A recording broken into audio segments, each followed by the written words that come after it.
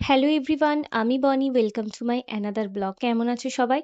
তো আমি তো কয়েকদিন ধরে বাবার বাড়িতে এসেছি। যখন এসেছিলাম না, তোমাদের সাথে শেয়ার করা হয়ে ওঠেনি, হট করেই চলে এসেছিলাম। তো দেখো, বাবার বাড়িতে থাকলে আর কি আরামই আরাম।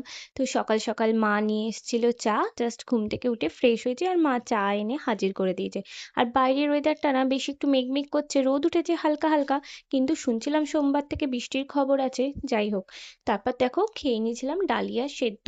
মা হচ্ছে ডালিয়ার একটু খিচুড়ি করে দিয়েছিল, আর সেটাই আমি এতটা কিন্তু খাইনি, মাকে বললাম হাফ কমিয়ে দিতে। আর এই যে বাবা আর রিও এখানে বসে বাইরের সিনারি এনজয় করছিল। আর আমি দেখো, মা আর বাবা যেহেতু একা থাকে, বাবা অসুস্থ, ওই জন্য শীতের জিনিসগুলো না সমস্ত কিছু ঢোকানো হয়নি। প্রতিবার আমি এসেই ঢুকাই। তো সেই সমস্ত শীতের জিনিসগুলোই সব প্যাকিং করছিলাম, পরের দিন বক্স খাটটায় ঢুকিয়ে দেবো। আর এইদিকে এই যে মহারাজ, মা হচ্ছে বাজার গেছিল, মায়ের পার্সটাকে মুখে করে এনে নিয়ে বসে আছে আর চাইলেই দাঁত দেখাচ্ছে। তার মাঝে একটু নিয়ে নিয়েছিলাম পেয়ার। আর ওই দেখো, ওখান থেকে একটা বিয়ে বাড়ির দল যাচ্ছিল জানো। দেখে মনে হচ্ছিল আমাদেরও কবে একটা নিজেদের বিয়ে বাড়ি আসবে, যদিও এখন আমাদের নিজেদের সেরম কারোর বিয়ে নেই। আর এই যে তারপরে একটু রিওকে চান করিয়ে দিয়েছিলাম, দেখলাম তাড়াতাড়ি হয়ে গেছে। আর ওকে চান করালে অনেকটা সময় লাগে, কেন কি ওকে ড্রাই করতে হয়, ড্রাই করতে গেলে ওকে আরো বেশি সময় লাগে। আর দেখো চান করে কি না মজা পেয়েছে। দেখো দেখো কি করছে। আর ওকে চান করানোর সময় আমি একটু হালকা করে দই আর নারকেল তেল লাগিয়ে নিচ্ছিলাম মাথায়, সেরম কিছুই না। আমি কিন্তু খুব কমই রূপচর্চা করি বলতে পারো।